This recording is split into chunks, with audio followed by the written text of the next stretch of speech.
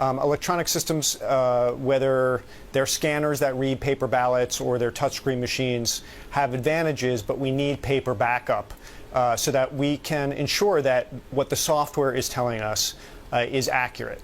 Now, some of the best case scenarios are machines where they record the vote electronically, but they also simultaneously create a paper record. Right. And you can actually see that at the same time. So then you could take any individual machine or group of machines and audit the results and check the paper, check the results.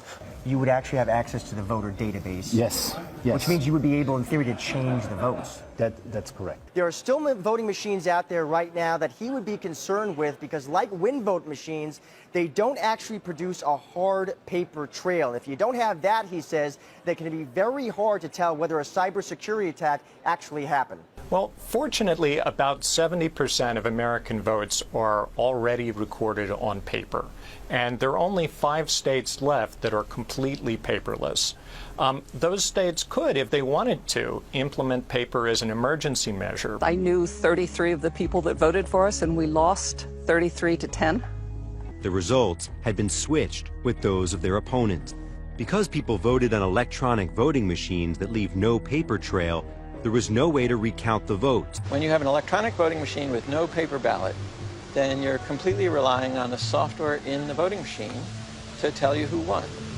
And software is easily replaced in a computer, so somebody can replace it with fraudulent software that lies about who won. There is actually a consensus on what we should do here, where we take a small percentage of the paper ballots at random and make sure that they match what the machines recorded. It's pretty simple. Unfortunately, most places don't currently do them, and some actually can't because they use the machines that we mentioned earlier, where you vote directly on the machine and there is no paper trail at all. They are called direct recording electronic voting machines, or DREs, and they are very bad. If something goes wrong with one of them, you would basically never know because you can't audit the results.